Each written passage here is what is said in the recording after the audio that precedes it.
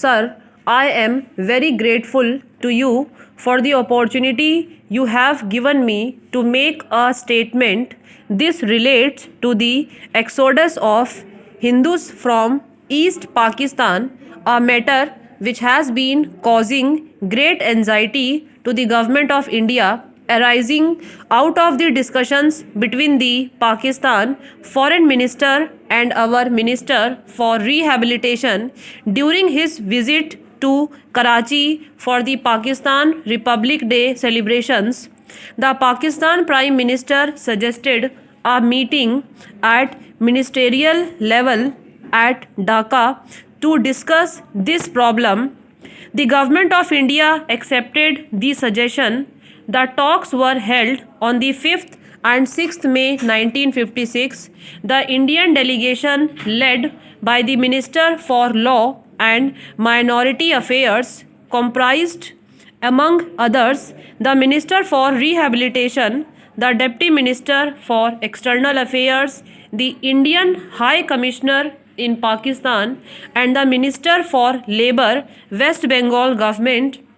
The Pakistan delegation, which was led by their foreign minister, included, among others, their ministers for minority affairs, the chief minister of East Pakistan, and their high commissioner in India. There was frank exchange of views between the two delegations on the causes of migration and possible remedies for checking it. It was agreed that the minorities were the responsibility of the government of the country to which they belonged, and that they should look up to their own government for the readers of their legitimate grievances. On their part, the government should ensure conditions in which the minorities are enabled to live in happiness and security as equal citizens with members of the majority community. The problem of the minority communities in East Pakistan was accordingly one to be solved by the East Pakistan government, but the government of India would be happy to extend all possible cooperation to the government of Pakistan in solving it. On behalf of the government of Pakistan, their representatives reiterated the determination to safeguard fully and effectively the right of the minorities to live honorably as full citizens of Pakistan as guaranteed by the Pakistan Constitution. It was stated that the government of East Pakistan had already taken certain measures with a view to restoring confidence among the minorities. An advisory board consisting of MLAs of all non-Muslim political parties had been appointed, with the Chief Minister as President. This board would suppressive the implementation of measures considered necessary to deal with factors encouraging migration. A Hindu officer of the Civil Services of Pakistan has been appointed as Special Officer for Minority Affairs.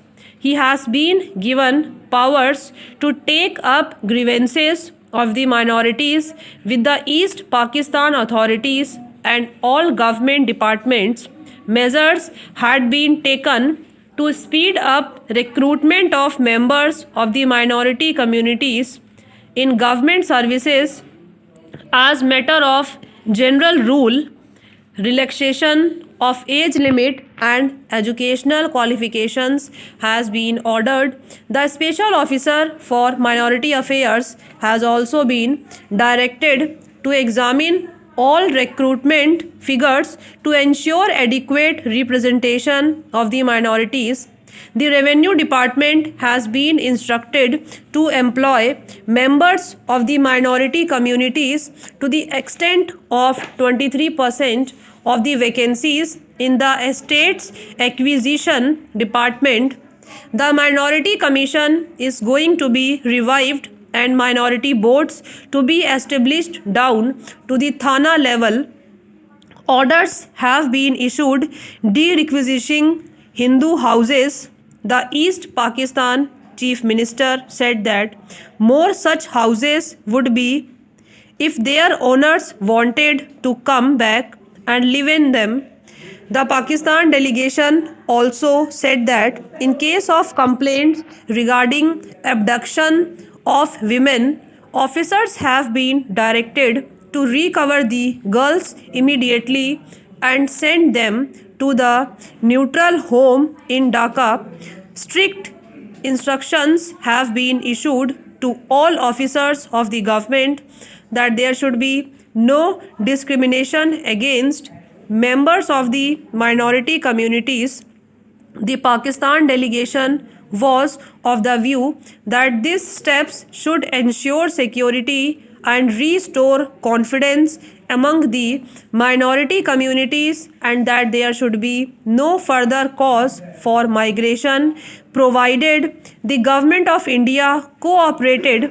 It was suggested that the Government of India should stop issuing migration certificates, in other words, seal the border.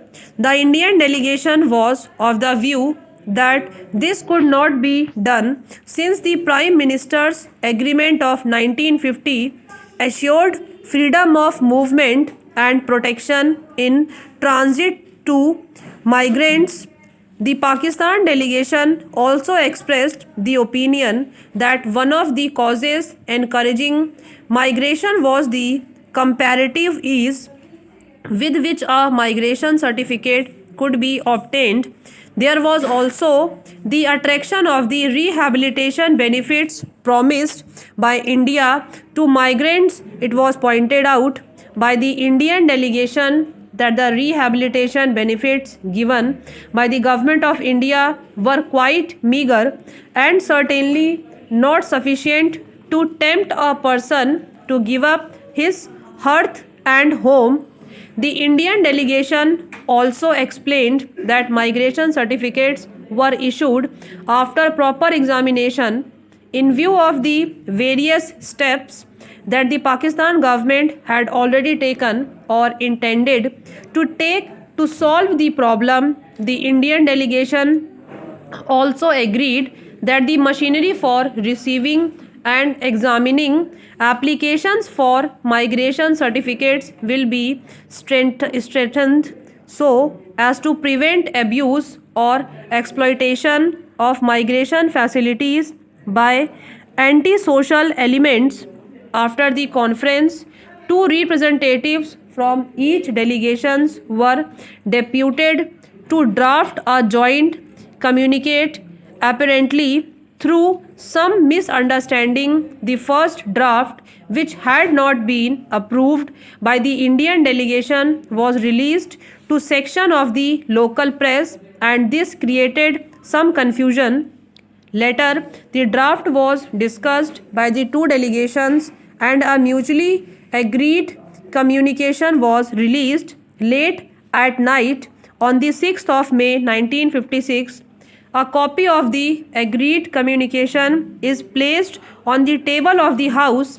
The 2-day Indo-Pakistan Conference to consider the question of minority exodus from East Pakistan came to an end today in an atmosphere of cordiality. After a full and frank exchange of views, it was also agreed that the minorities are the responsibility of the government of the country to which they belong.